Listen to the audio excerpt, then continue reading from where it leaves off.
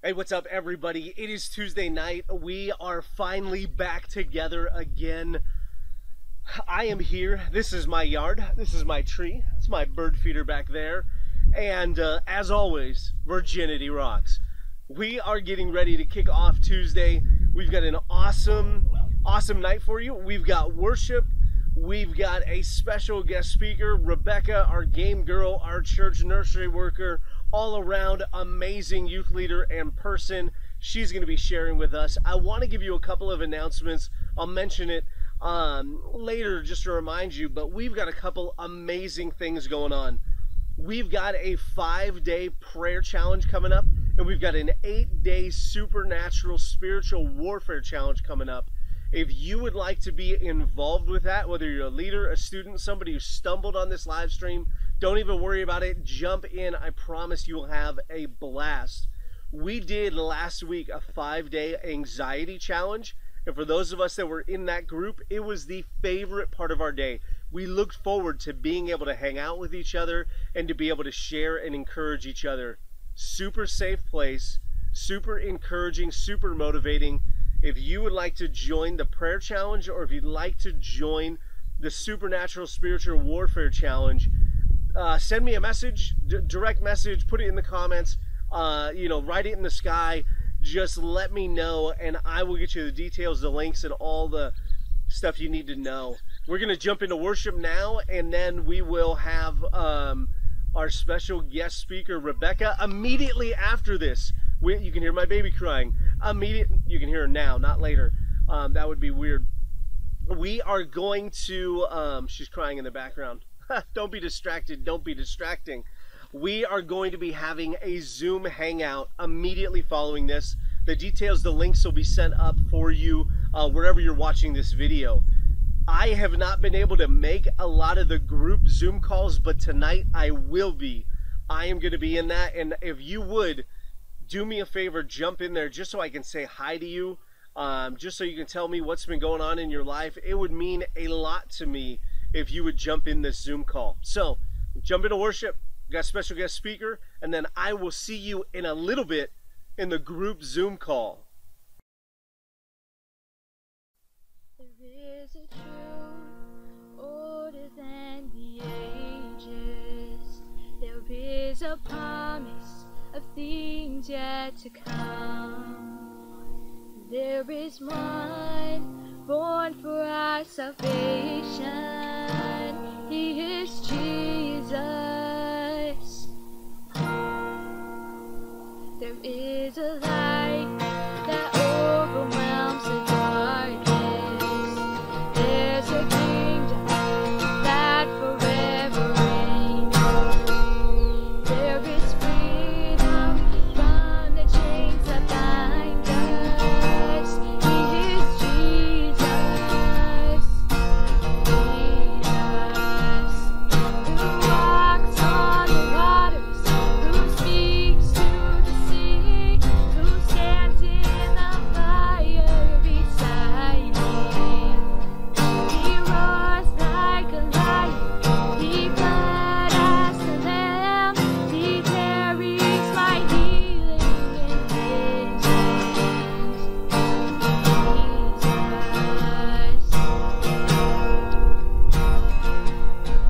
I call in times of trouble.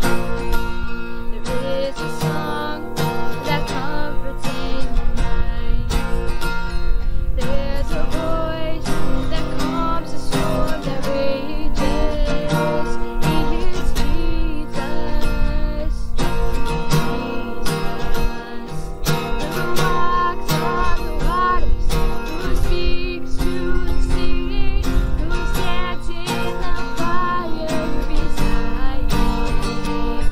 He roars like a lion, he bled as a lamb, he carries my healing in his hands. Jesus,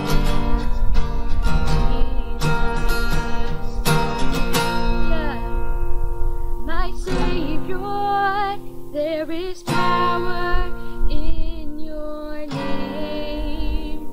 You're my rock and my Redeemer. There is power in your name, in your name. To walk on the water, who speaks to the sea, who stands in the fire beside me. He roars like a lion, he bled as a lamb, he carries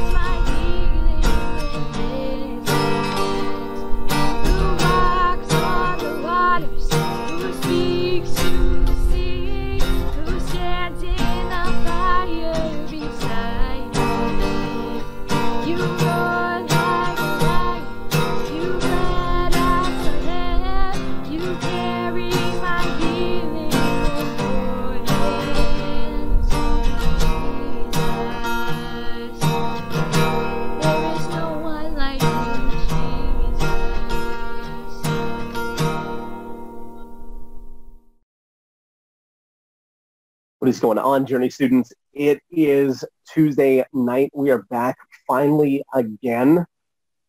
Now, I realize probably a lot of you were wondering what on earth happened with our movie night.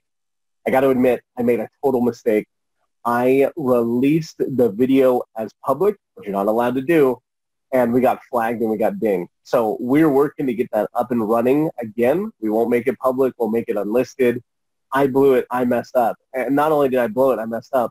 We didn't get to hang out, which it was super fun for like the 7 minutes we were doing it. But we got kicked off.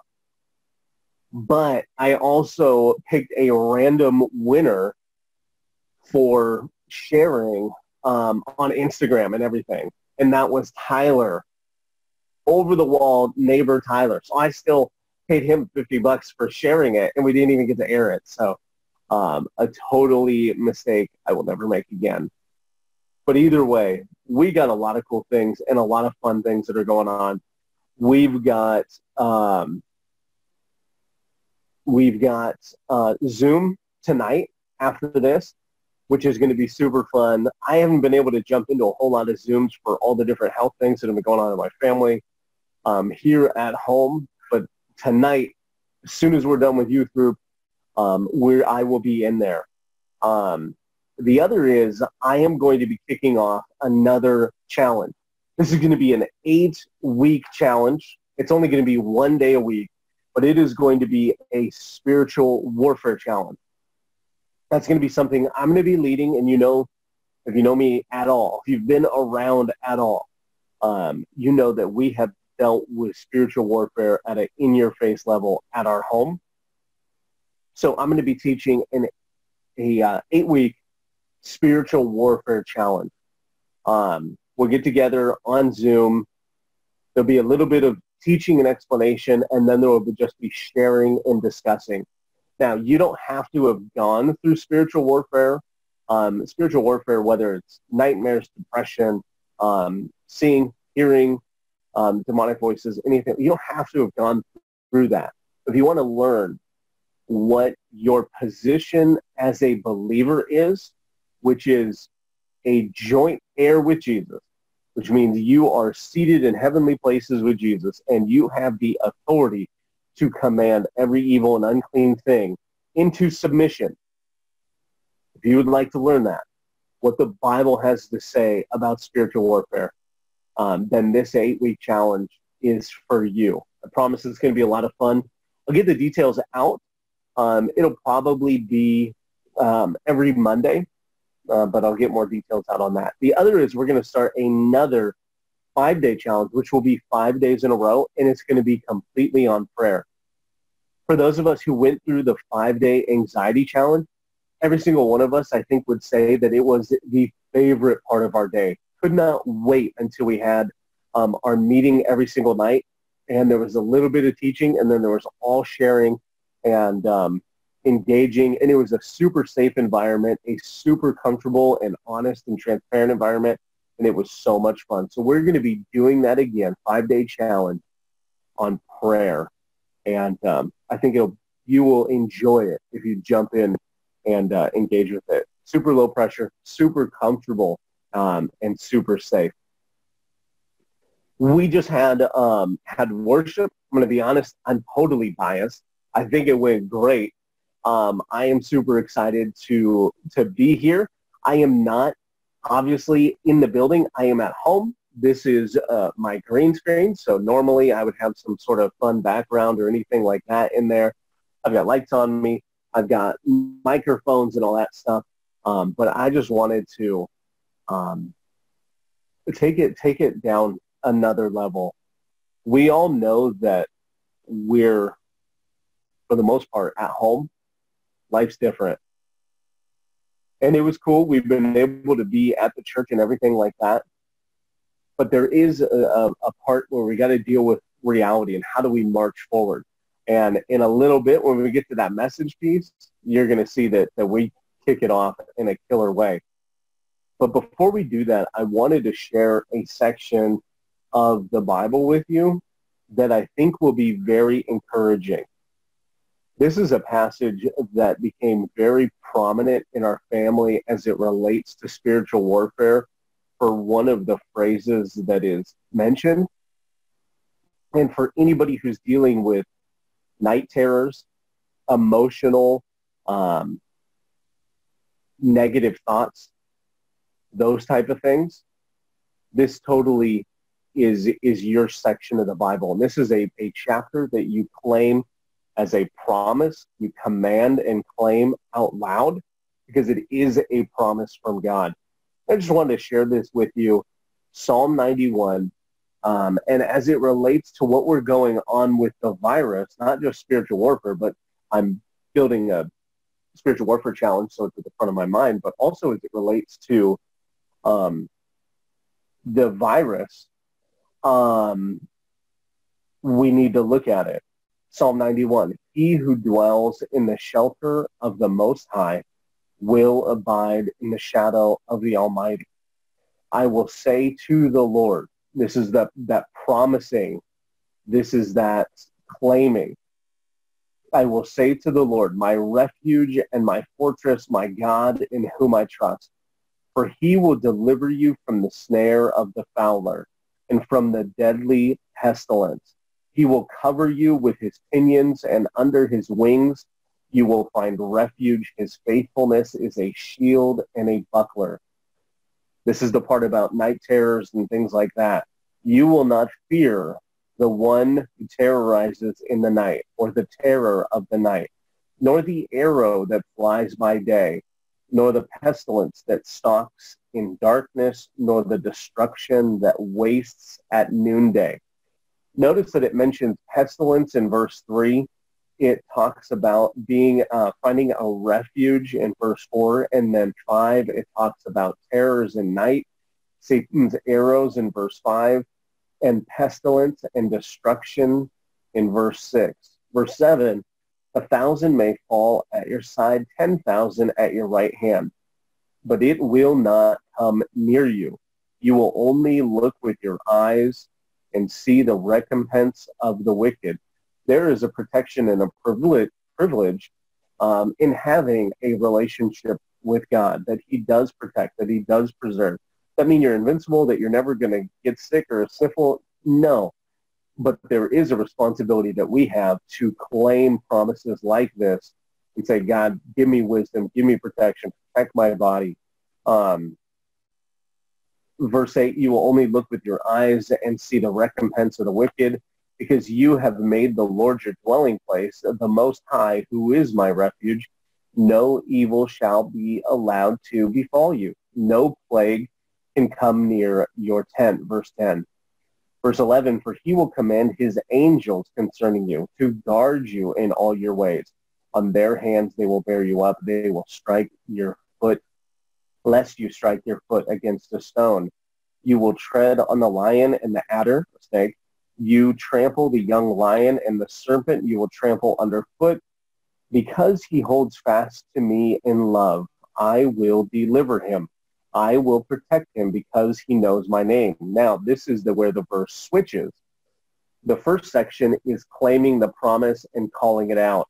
The next is from God's point of view, verse 14, because he holds fast to me in love. Is that true of you and I? Do we hold fast to God in love? I will deliver him, says the Lord. I will protect him, says the Lord, because he knows my name. When he calls me, I will answer him, says the Lord. I will be with him in trouble. I will rescue him and honor him with long life. I will satisfy him and show my salvation. Psalm 91. And of course, that could be applied to him or to her, right? But you see the promises on the beginning, and then you see the other side. You know, we know our prayers, but this shows on the other side of God answering those prayers. So Psalm 91, very encouraging, very exciting. We've got something super fun. I want to remind you, we're going to try and get movie night up and running again. Hopefully we can do it by this Friday. I'll get messages out there. Every single night we're doing Zoom calls and Zoom hangouts. Tonight we're going to be doing one. Usually on Tuesdays I'm not able to because I'm trying to shut everything down and sanitize everything. But tonight I will be on tonight's Zoom call. So I would love for you to be there. I'd love to be able to say hi to you and see how you're doing. Tonight, we've got something exciting. We've got something super special, and I'm super excited about it. We're going to switch over, and we're going to jump into Zoom, and we're going to be talking with Rebecca, our game girl leader, our worship leader, our nursery girl, super involved. You know her from all different capacities, Rebecca. So we're going to jump into Zoom and bring her in. And dude, we're just gonna have a blast, and we're gonna hopefully this works. This is what we're gonna hope. I'll be right back with Rebecca.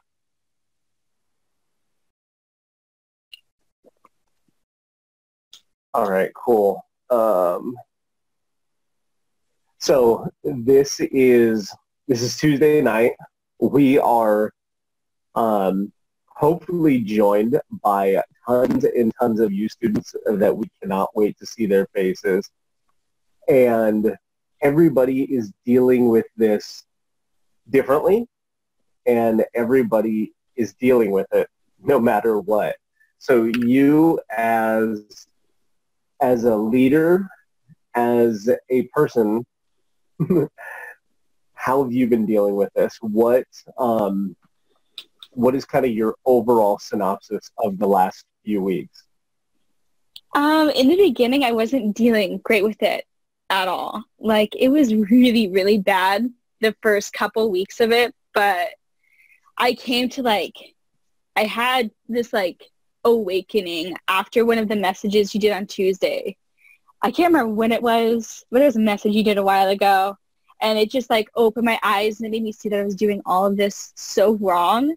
I was looking at it from a wrong perspective, and I wasn't doing anything to help my relationship with God. I was kind of just sitting in depression, scrolling through Netflix. I wasn't really taking any steps to reach out to God. I was kind of just sitting back, letting life go in front of me and just not caring. It was bad.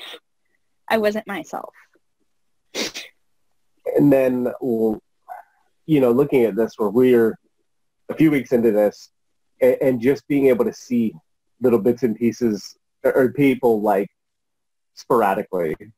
I remember the first time I saw Gary at Smart and Final. I was parking my car and I see him going inside. I almost ran into the car I was parking next to and bolted after him. I was so excited to see somebody I recognized. What are some of the things that you took for granted before this all happened? Oh my gosh, everything. I took everyday life for granted, and it was just awful. I took for granted just being able to go to Target on a Wednesday night. I took that for granted, and I took seeing people for granted. It started to get to a point where when I saw people, I was just annoyed. I was please go away, leave me alone. And now I would give anything to be annoyed by anybody on planet Earth, knowing them or not knowing them. I would give anything for it. Sucks. Yeah. Is Target not open anymore? No, it is. It's just when you go in there, everyone is wearing masks and gloves, and it's if you're looking at a clothing item and not buying food or paper towels, or what are you doing in Target? Go away. And I was I just one day I broke down. I just was I need some kind of normal feeling. So I went in, and I was there for 10 minutes before I was okay, I have to leave. This is weird. I'm not buying any essentials unless I saw napkins and I would get them for my parents, but otherwise it was weird. It's awful. Yeah. Yeah. No, that makes sense. When, you said before you were annoyed by people, by your own admission, maybe even by your own tattoo, you are an introverted person. Yeah. How has this been paradise for you, but how has it also been torture? It hasn't been paradise. I'm a very introverted person, as a lot of people know. I tattooed on it my body, but I don't know, a few months ago, I guess back in November or December, I started coming out of my shell more, and I stopped being so introverted. And now sitting here being locked up reminds me when I was a teenager and I wasn't going to Journey yet, and I was just locked up in my own little world. It makes me so sad because I used to like see people and like do stuff, and I enjoyed seeing people after coming out of my shell a little bit more. And now not being able to, it's like, this isn't paradise. This is like prison, I would more say. It's weird thinking that, because I'm like still super introverted, but not like as bad as I was when I was a teenager. Yeah. Yeah. You said taking things for granted, like just being able to go to Target or see people or anything like that. You're like, man, I used to take all this stuff for granted. And, I thought my paradise would be being locked in my room. How have your emotions been along this roller coaster, water slide craziness? They haven't been good. Like, I will have some amazing days, and I'll have like really, really bad days where I just like lock myself in my room and I just don't leave. And I'm like, I'm not getting out of bed. I'm not getting ready. And then I'll have these amazing days where I'm like going outside and doing activities and like talking to my family, which has been super weird, that adjustment, because like the minute I turned 18, I started working and I haven't stopped. And like being home, it's like, it's a hard transition back to it. I'm not used to seeing my family this much, which is good, but also struggle. Yeah. When you say, it's been up and down. There's good days, there's bad days. We're talking to students. It's Tuesday night. We're talking to leaders. We're all going through that. How do you encourage yourself so that you don't beat yourself up when it's a bad day? I would say, oh my goodness. I would look at what I'm doing on that bad day, and just to keep myself encouraged, I would pray. I will pray. It'll take me like a long time to get to that point, because I really like stewing in things. I like being upset and mad. So it'll take me a while, but I'll finally like pray, and then I'll start reaching out to people and talking to them. I'll go outside. I realize I don't go outside a lot, like ever. So I'll go outside and encourage myself that way, and be like, tomorrow will be better. We'll plan a schedule. We'll make a schedule for tomorrow, and it'll be better. It'll be more scheduled. It'll feel a little bit normal. So it's really hard to remember that too, to not beat yourself up too much. It's a killer segue, because some of the students are getting ready to go back to school and everything like that. And I think all of us, when this first happened, we were so spinning. There was no such thing as a schedule. Mm-hmm. Yeah. Have you tried to have a nightly and daily routine of like when you go to sleep, when you wake up, what you do? Absolutely.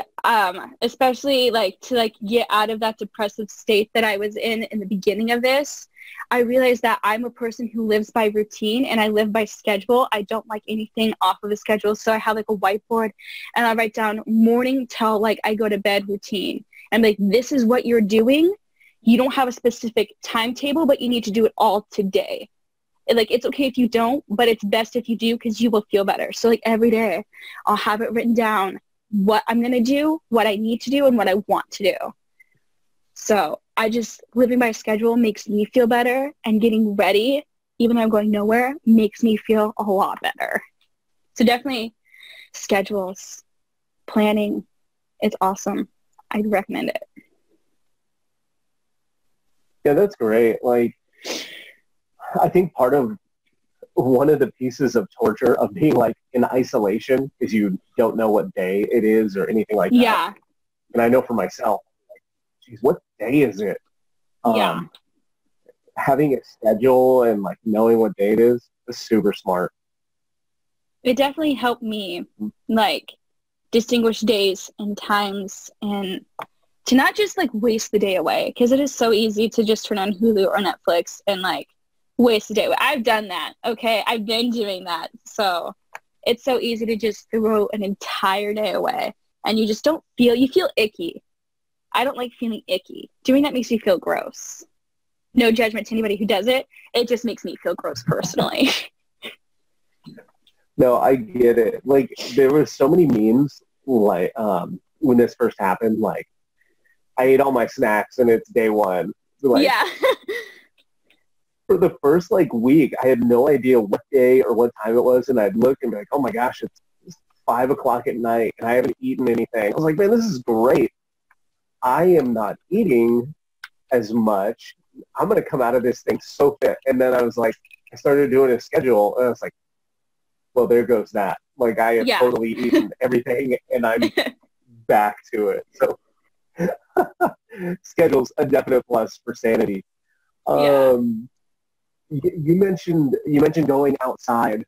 What are you doing, like, physically to keep yourself motivated and going? So before the quarantine, I would be going to the gym every single evening, and then that got taken away from me. So I decided to not let that stop me. I go for a run twice a day. I do a little full body workout in the morning. I'll run in the morning, and then I'll run in the evening. And then sometimes if I feel like that's enough, I'll just like sit on the front porch and read my Bible instead of like reading it in my room closed off. I'll like go outside and I'll read it. I've been doing that, just like run, exercise. And I'm not doing it for like that summer bod. I'm doing it like for like my mental stability and to feel better. That's what I'm doing it for. That's great. Have you noticed an emotional benefit by doing that? Oh, for sure. I'm an overthinker. I'm inside my head all the time. So by running or working out or just sitting outside, it like calms my mind down because I feel like my mind, like I'm always thinking and it's running a mile a minute and I'm overthinking every little thing. And just by going outside and focusing on just like running straight and like trying to not die from like my lungs exploding, it feels really great on my mind to just do that. I like it. I like it. You said, hey, I miss people and I didn't think I ever would. I'm getting a schedule to get myself through this. When we're on the other side of this, what are you most looking forward to? Church. I can't wait for church. I miss it so much. Like, it is insane. Like, I think about it and I want to cry. And like, I watch the live stream Sunday morning and like during worship, I'll just be like crying. And I'm like, oh, I miss the nursery. I miss my babies watching them on first service Sunday mornings. I miss people. I miss hugging people. Like, I don't normally like hugging people unless like we're really close, but I miss like hugging people at church for sure. Sunday, Tuesday, any time of the day, I'm wanting to go back to church. I don't care about anything else, just church. I think that's definitely a good thing where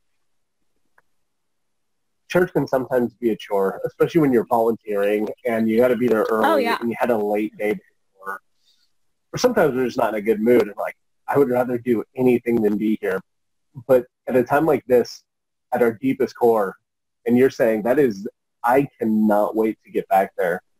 That's encouraging,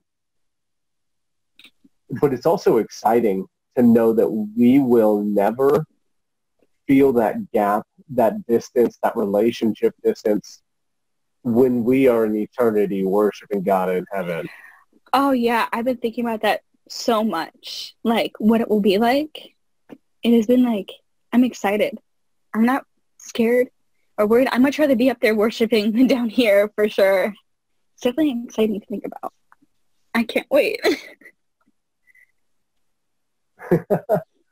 Was there ever a time where you were like, God, please don't send me to heaven yet because I want to do this or I want to do that?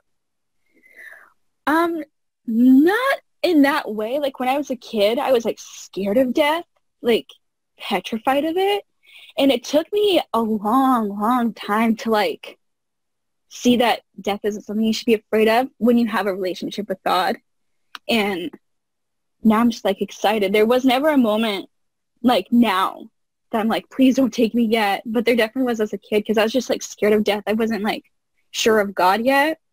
But now I can't think of a moment where I was just like, don't take me yet. I want to go to the mall Saturday. There was never like anything like that. No. That's awesome. I have to be honest. There were 3 things that like over time, I was like, man, I don't want the rapture to come yet. I don't want to go to heaven yet. one was getting a car, one was getting married, and then the other was getting a job. I don't know why that was like, God, I don't want to go to heaven yet because I want a job. That's weird, a job. To admit. No, like being married would be nice, and having a better car right now would be nice, but like at the same time, it's going to be nothing compared to heaven. Is what I keep reminding myself of. Nothing down here is going to compare to absolutely. Up there. Yeah, I agree with you. How has your relationship with God evolved over the last few weeks through all this? It has been crazy, especially the last 2 weeks, because I have found out that I was putting my identity in my job and in people and in like the world and life itself, and losing my job and losing the ability to see everybody and like go to church. I realized that I felt like I had lost my identity and who I was. And when I was in prayer, I was talking about it, and I just like came to this realization like, whoa, I've like been putting my identity in people and these things and like life and not in God. So like the past few weeks I've been praying about it and like praying over that in my life. And I started putting my identity in God and like finding my identity in God. And it's just been crazy. It has opened my eyes. I started praying about wanting to go to heaven. I started like trusting him more and having more faith in him. Like not having a job right now would like freak me out. I would be panicking. But I'm like, I'm chill. It's God's plan. It's in his hands. Like my relationship has never been better with him. Like I started reading the Bible 3 to 4 times a day now and like praying throughout the day. It's like crazy. I never really did that before. Like I would read my Bible before when I was like working and stuff. But I would read it in the morning and occasionally at night. And I would like pray throughout the day, but I wasn't like connecting the way I wanted to be connecting. So my relationship has improved so much. Like right now, I'm like tackling reading through the book of Psalms like in my personal Bible and not on the app to like avoid distraction. And like I'm still doing the F260 and stuff, but like it has been crazy just realizing that I was putting my identity and like my job and people and things and not in God, and that was what was holding me back in my relationship with him. And like just seeing that and like God telling me that as I'm like praying was amazing, and it like blew my mind. I couldn't sleep that night. I was like, oh my gosh, what? It was crazy. It's good. That is super exciting. That is awesome. Yeah. It's good to hear. It's encouraging. Yeah, it all happened for a reason, I feel. All this is for a reason. It's for a different reason for everybody else. I understand, like, but it definitely, for me, it feels very personal. Because I loved my job. Yeah, I know that was hard. It's interesting you say that, though, of like it's happening for a reason, and it's different for everybody. That speaks to how personal God is. That he says, I'm going to take advantage of this for you in this way, for you in that way. And that God is so customized, and he knows us so well that he's going to make it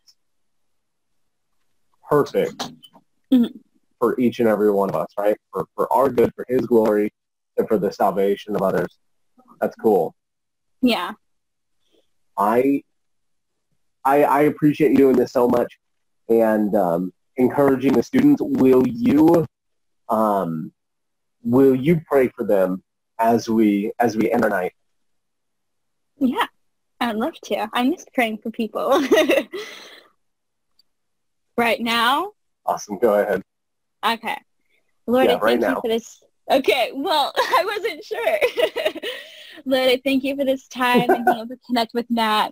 I pray over all the students and all the leaders right now as we're all just really struggling with this time, Lord. I pray that in this time we will use our time wisely and really seek this time to connect with you, Lord, and really grow in our relationships with you, and realize that this time is a test and that we really need to be working on our relationship with you, Lord. I pray that we would be able to come back to church soon. I pray for encouragement over all the students, that your hand will be upon each and every one of them as they're in different homes, in different situations, and that this time is really crazy and honestly scary, Lord. I just pray, Lord, that your hand be upon them, giving them peace and comfort, and that they would just seek you, Lord, and that they would find you, and that they'll grow in their faith and belief in you, Lord, and that they'll be excited to come back to church, Lord, and be able to reconnect with all of us. In your name, amen. Amen. Thank you so much for doing that. Students, go ahead and look for the link wherever it may be, and you can jump in and Zoom with all of us, and we will see you next week. But before that, we'll see you in Zoom in like 2 seconds.